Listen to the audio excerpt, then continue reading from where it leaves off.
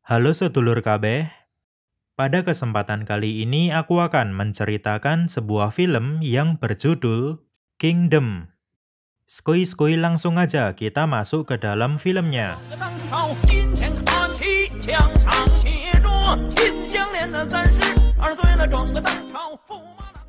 Dahulu wilayah Cina terbagi menjadi 7 negara, dan sejak 500 tahun terakhir terus terjadi peperangan. Kemudian di negara Qin Barat, bertemulah dua pemuda yang akan merubah sejarah. Diperlihatkan seorang bocah bernama Xin, yang akan diperjualbelikan sebagai budak. Di dalam perjalanan, rombongannya bertemu dengan pasukan yang dipimpin oleh Wang Qi, yaitu seorang jenderal langit agung di negara Qin.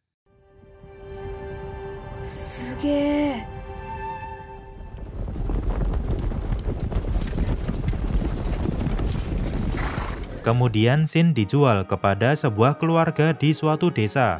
Dan disinilah dia bertemu dengan bocah bernama Piao yang bernasib sama dengannya. Tidak hanya nasib, ternyata mereka ini juga memiliki impian yang sama, yaitu menjadi jenderal langit agung. Untuk menggapai impian itu, mereka pun memutuskan untuk berlatih pedang sebanyak 10.000 kali.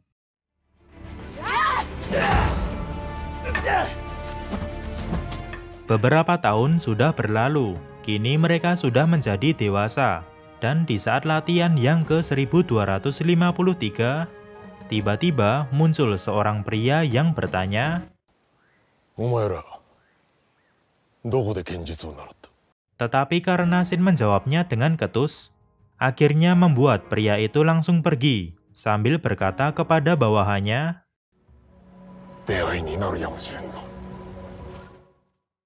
sesampainya di rumah, mereka kembali bertemu dengan pria tadi, yang ternyata adalah seorang menteri kerajaan bernama Chang Wen-chun. Tujuannya kemari adalah merekrut Piao bekerja untuk kerajaan. Piao pun juga sempat memohon agar Xin juga direkrut, tetapi Chang Wen menolaknya karena hanya dibutuhkan satu orang saja. Walaupun di antara mereka sempat terjadi dilema, akhirnya Piao memutuskan untuk mengambil kesempatan itu. Sementara Xin terus mendukungnya, dan dia berjanji bahwa kelak akan segera menyusulnya.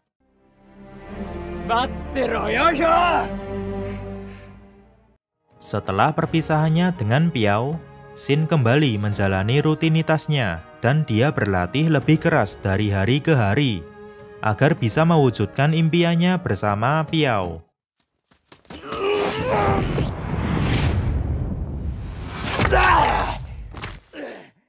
Sampai suatu malam, tiba-tiba Piao kembali dengan tubuh yang terluka parah. Di sini dia mengatakan bahwa di istana kerajaan, adiknya sang raja sedang melakukan pemberontakan. Para pemberontak itu juga akan segera datang kemari karena mengikuti jejak darah Piao. Jadi Xin diminta untuk segera pergi ke suatu tempat. Sebelum menghembuskan nafas terakhir, Piao juga sempat mengatakan,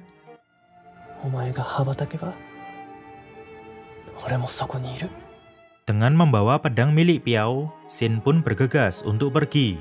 Pada awalnya sifat gegabahnya berkata bahwa ingin menghabisi semua pemberontak itu. Tetapi akhirnya dia lebih memilih untuk memenuhi permintaan terakhir dari Piao. Lalu sesampainya di tempat yang dituju, dia bertemu dengan Piao. Jadi ternyata Piao masih hidup. Belum sempat mendapatkan jawaban, mereka sudah diserang oleh seseorang yang mirip alien.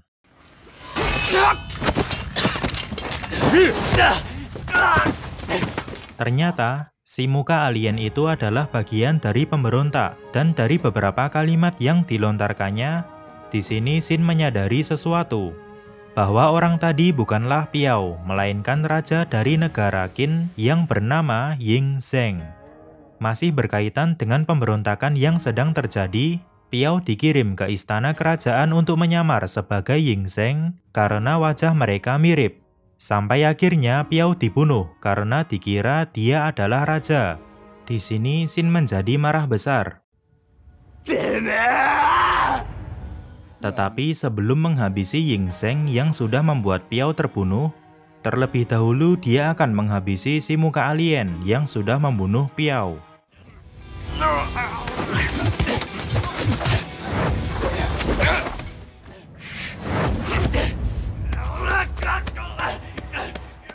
Walaupun sempat kewalahan, pada akhirnya Shin bisa mengalahkan si muka alien ini.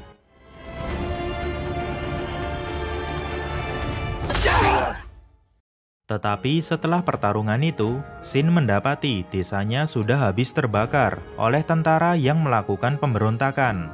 Disinilah dia berubah pikiran, dari yang tadinya akan membunuh Ying Zheng, sekarang ingin menghabisi semua pemberontak atau orang-orang yang terlibat dalam pembunuhan Piao. Saat akan bergegas, mereka bertemu dengan orang gunung yang bernama Diao. Orang ini bersedia menunjukkan jalan pintas apabila diberi bayaran, dan Ying Zheng pun setuju. Dia akan memberikan bayaran yang sepadan apabila dia sudah mendapatkan tahtanya kembali. Mereka akan menuju suatu tempat untuk bertemu dengan Chang Wen-jun, yaitu menteri yang tadi sempat membawa Piao ke istana kerajaan. Tetapi di dalam perjalanan, Shin kembali marah besar, karena mengetahui Ying Zheng sudah merencanakan sejak awal bahwa Piao akan dijadikan tumbal untuk dibunuh para pemberontak. Disinilah Ying Zheng menjelaskan kejadian sebenarnya. Dari awal dia sudah menjelaskan resiko terbesarnya yaitu mati apabila Piao mau menerima tugas ini. Tetapi Piao menerimanya dengan senang hati. Dia tidak menyangka akan mendapatkan tugas sepenting ini. Dan dia berharap kelak akan mengukir namanya dalam sejarah, sama seperti Jenderal Langit Agung. Mendengar hal itu, Shin tidak ingin membuat perjuangan Piao sia-sia. Dia bertekad untuk membantu Ying Zheng mendapatkan tahtanya kembali dan mengukir namanya dalam sejarah bersama Piao.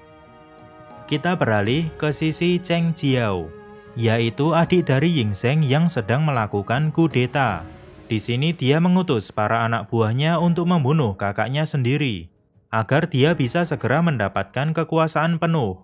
Sementara di tempat lain, tiba-tiba Shin dan kawan-kawan diserang oleh pembunuh bayaran utusan Cheng Jiao.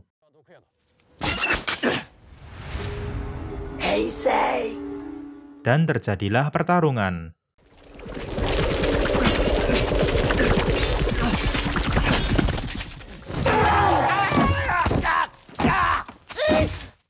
Walaupun Shin bisa mengalahkannya, tetapi dia malah terkena racun dan tak sadarkan diri.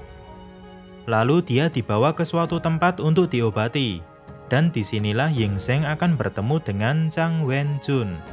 Namun tiba-tiba ada yang mendekat, bahkan juga mengepung tempat itu.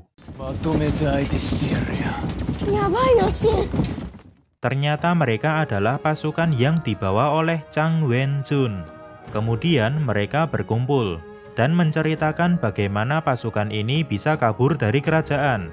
Kejadian itu terjadi sebelum Piao dibunuh, di saat para pasukan sudah merasa putus asa akibat gempuran para pemberontak. Tiba-tiba Piao muncul untuk mengambil alih kendali sambil memberikan semangat.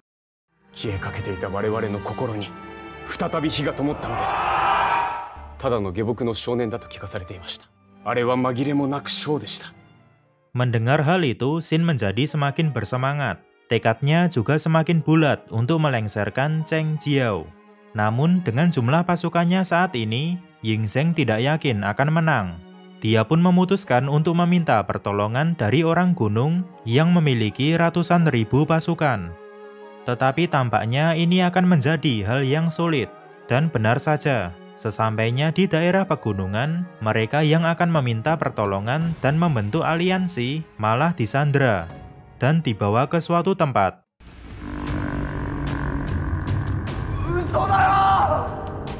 Lalu mereka dipertemukan dengan pemimpin orang gunung yang bernama Yang Duanhe. Disinilah Duanhe menceritakan kejadian di masa lalu yang membuat permintaan Ying Zheng sulit untuk dipenuhi.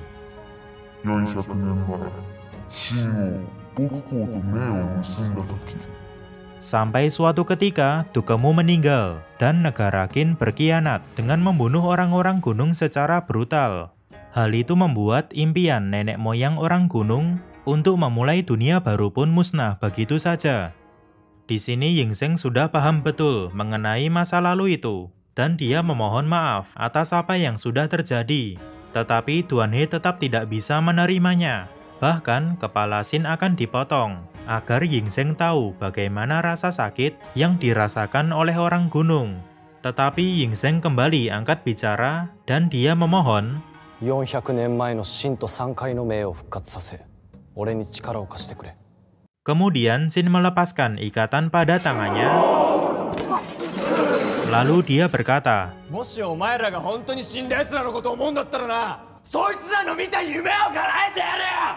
Pada akhirnya, Duan He membuka topengnya dan mengatakan, 衛星とかつてない強固な命を結ぶ戦の準備だ。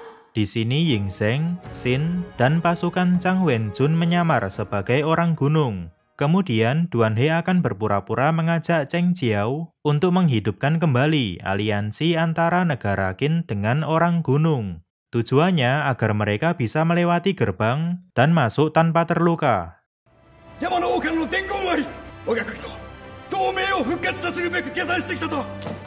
Duan He hanya membawa pasukan gunung sebanyak 3.000 orang, dari yang aslinya berjumlah ratusan ribu, supaya tidak membuat Cheng Jiao merasa curiga dengan kedatangan mereka.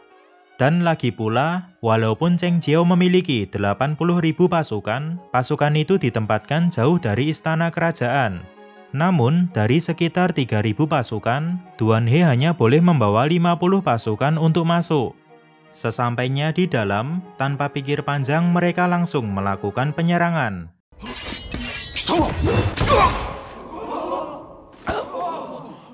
Duan He memimpin pasukan untuk bertempur di halaman istana kerajaan. Sementara Xin memimpin sisanya untuk masuk ke dalam ruangan raja, melalui jalan rahasia yang diberitahu oleh Ying Zheng. Pada awalnya mereka sempat tertekan oleh gempuran pasukan pemberontak.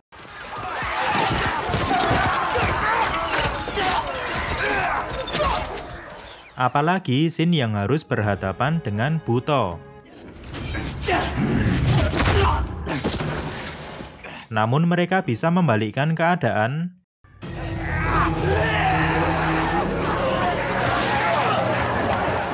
dan terus melakukan penyerangan.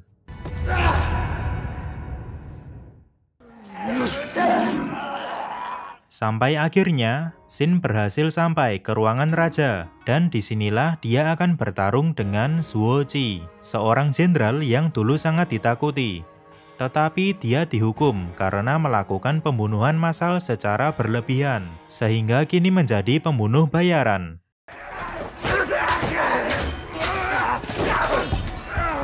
Jelas ini bukanlah lawan yang mudah dikalahkan oleh Xin.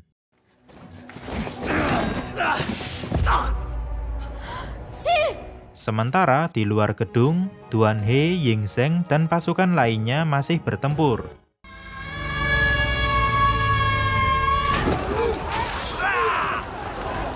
Di saat kondisinya sudah sangat terpojok, dia kembali teringat dengan Piao dan dengan impian yang harus diwujudkan. Xin pun kembali bangkit, dan akhirnya bisa menghabisi Zuo Qi.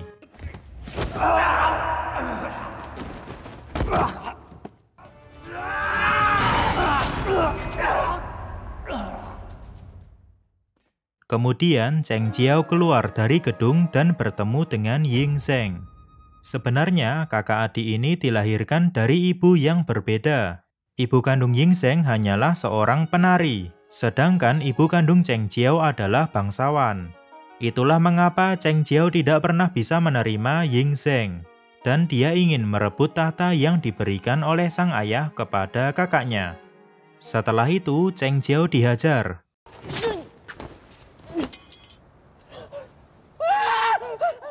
Karena dia sudah menyebabkan kekacauan besar. Tidak berselang lama, Jenderal Langit Agung Wang Qi datang ke tempat itu.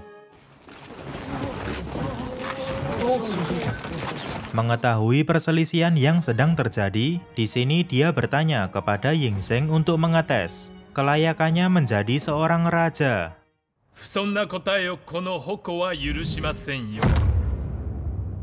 Ying Zheng pun menjawab, 中華を統一する最初の王となる Dia ingin mengakhiri peperangan yang sudah terjadi selama 500 tahun terakhir di wilayah Cina. Walaupun untuk bisa mencapai itu, harus melakukan peperangan besar, membunuh banyak orang, dan tercatat kejam dalam sejarah. Ying Sheng rela berkorban demi mewujudkan impian itu. Tampak Wang Qi puas dengan jawaban itu. Dan di saat dia akan pergi, tiba-tiba Xin datang kepadanya sambil berkata, 俺の名は秦天下の大将軍になる男だ